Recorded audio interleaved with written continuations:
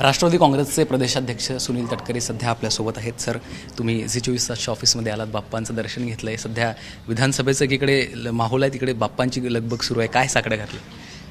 झी24 तासच्या आजच्या या स्टुडिओमध्ये, या कार्यालयामध्ये आज बाप्पाचं दर्शन घेताना मनापासूनची श्रद्धापूर्वक प्रार्थना या ठिकाणी केली.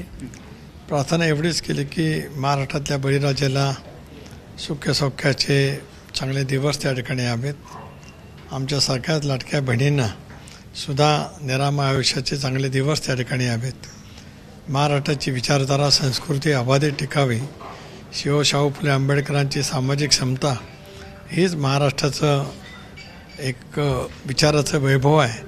ते अधिक दृढ कसं होईल याचा प्रयत्न सर्वांच्या हातून व्हावा, अशीच प्रार्थना आज गणरायाच्या चरणी या ठिकाणी केली. तुमच्या पक्षातले राष्ट्रवादी काँग्रेसचे अनेक नेते अजितदादा मुख्यमंत्री व्हावेत अशा पद्धतीचं साकडं सध्या बाप्पांसमोर घालत आहेत.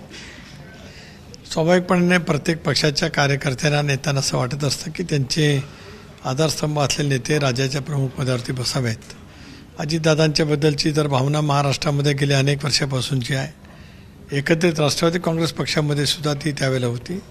स्वाभाविकपणाने कार्यकर्त्यांना तसं वाटतं आहे, पण आम्ही पक्ष म्हणून राज्यपातळीवरती पक्षाचे सगळे प्रमुख सहकारी नेत्याने आम्ही वास्तववादी आहोत. ही निवडणूक महायुती म्हणून आम्हाला एकत्रितपणाने सामोरं जायची आहे आणि त्या निवडणुकीला सामोरं जात असताना पुन्हा सत्तेवरती यायचंच आहे. या निर्धाराने 288 जागा आम्ही त्या ठिकाणी लढणार आहोत. स्वाभाविकपणाने मग नेतृत्वाचा निर्णय त्यानंतर केंद्रीय नेतृत्व आणि राज्यातील सर्व नेतेमंडळी एकत्रितपणाने बसून घेतील. तुमच्या एका स्टेटमेंटची आज चर्चा आहे दिवसभर. कर्जत खालापूरचा जो मुद्दा आहे, तुम्ही त्या विधानसभेवर दावा केलेला आहे राष्ट्रवादी काँग्रेसनं, असं तुमचं स्टेटमेंट आहे. पण आता महेंद्र थोरवे यांची त्याच्यावर प्रतिक्रिया आलेली आहे की ते प्रदेशाध्यक्ष आहेत, म्हणजे तुमच्याबद्दल ते बोलत आहेत, ते 288 जागांवर सुद्धा दावा करू शकतात असं त्यांचं म्हणणं आहे. महेंद्र थोरवेंच्या कुठल्याही वक्तव्याला उत्तर देण्याच्या क्षमतेचे ते नक्की नाही आहेत. मी प्रदेश पातळीवरती आज नेतृत्व नाही करत. मी 2014 ते 2019 सुद्धा प्रदेशचा अध्यक्ष म्हणून त्या ठिकाणी काम केले. 15 वर्ष राज्याच्या मंत्रिमंडळामध्ये काम केलेलं आहे. समनदारपणाने समन्वय महायुतीमध्ये कसा राहील याचा प्रयत्न करणारा मी एक प्रमुख सहकारी आहे. त्यामुळे वास्तवतेचं भान आहेच. कदाचित कर्जाची जागा आम्ही मागितली असल्यामुळे त्यांना त्याच्याबद्दलच्या काय वेदना झाल्या असतील, त्याच्यातून त्यांचं ते उत्तर त्या ठिकाणी असेल. यापेक्षा काय फारसं महत्त्व त्यांच्या वक्तव्याला द्यावं इतक्या महत्त्वाचे ते नाहीत आणि ते वक्तव्य महत्त्वाचं माझ्यासाठी नाही आहे. सर, काही दिवसांपूर्वीच अमित शहांचा महाराष्ट्र दौरा झाला. आज जे पी नड्डा महाराष्ट्राच्या दौऱ्यावर आहेत. भाजपच्या केंद्रीय नेतृत्वानं भाजपच्या राज्यातल्या नेत्यांना अशा पद्धतीच्या सूचना दिल्यात की राष्ट्रवादी काँग्रेससोबत महायुतीमध्ये तुम्ही जुळवून घ्या.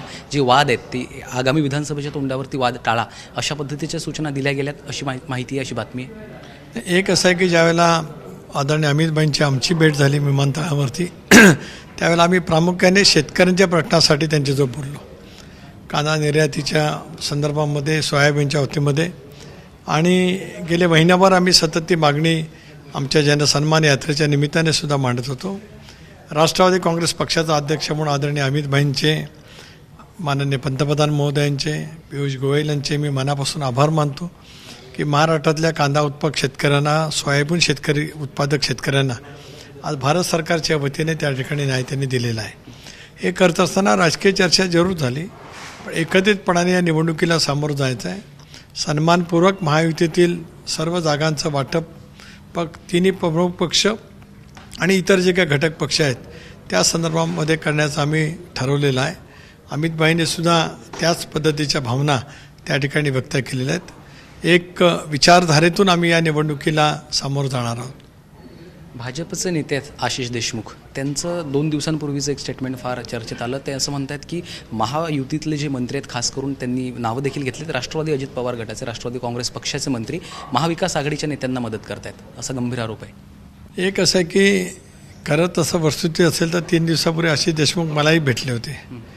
अशा पद्धतीची वक्तव्य जाहीररित्या किंवा माध्यमांकडे करण्यापेक्षा पक्षाच्या नेतृत्वाकडे केली, आमचा त्यांचाही परिचय आमच्याकडे केली तर नक्की त्याच्यामध्ये समजून घेऊन नेमकं काय ते आपल्याला उपाययोजना करता येऊ शकतात. मला असं वाटतं की महायुतीतल्या कुठल्याही स्तरावरच्या कार्यकर्त्यांनी किंवा नेत्यांनी आता माध्यमांच्याकडे हे विषय बोलण्यापेक्षा समन्वयाच्या माध्यमातून 288 जागाला सामोरं जाण्याचं जे वरिष्ठ पातळीवरती ठरवलेलं आहे त्याचं पालन प्रत्येकाने केलं पाहिजे असं मला स्वतःला वाटतं. आमच्या सगळं माध्यमांनाच उत्सुकता लागलेली असते जागा वाटपाच्या मुद्द्यावर. तुम्ही अमित शहांसोबत तुमची नुकतीच बैठक पार पडली आहे. कुठपर्यंत आलं आहे जागा वाटपाचं? कारण चर्चा बऱ्याच सुरू आहेत. जागा वाटपाचा टप्पा खूप पुढे गेला आहे, सन्मानपूर्वक गेला आहे, अतिशय समन्वयातून त्या ठिकाणी गेला आहे. काही दिवसामध्येच महाराष्ट्रातलं महायुतीचं जागा वाटप पूर्ण झालेलं कशा पद्धतीने आहे ते आपल्याला नक्कीच त्या ठिकाणी पाहायला मिळेल. आजवरची चर्चा अत्यंत खेळीमेळीच्या वातावरणामध्ये निवडणूक जिंकण्याच्याच ईर्षेने त्या ठिकाणी झालेली आहे.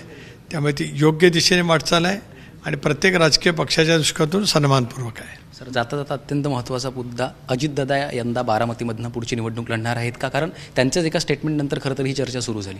नाही, त्यांचं स्टेटमेंट एका वेगळ्या कॉन्टेक्स्टमध्ये त्या ठिकाणी होतं. बारामती आणि दादा हे म्हणजे अविभाज्य आहेत, म्हणजे एकमेकापासून ते दूर कधी होऊ शकत नाहीत आणि त्याच्यामुळेच बारामती दादांच्या हृदयात आहे, दादा बारामतीकरांच्या हृदयात आहेत. विधानसभेची निवडणूक दादा बारामतीमधूनच लढतील, इतर ठिकाणी लढण्याचा कुठे प्रश्न येत असं मला वाटत नाही. आणि आजवर जसं चढत्या मताधिक्याने निवडून आले, यावेळेलासुद्धा विक्रमी मताधिक्याने राज्यात आणि राज्यात विक्रमी मताने आणि बारामतीमध्ये विक्रमी मताधिक्याने निवडून येतील. सर, खूप खूप धन्यवाद. C24 तासच्या ऑफिसला आलात आणि बातचीत केली त्यासाठी. श्रीकांत घुले, झी मीडिया, मुंबई.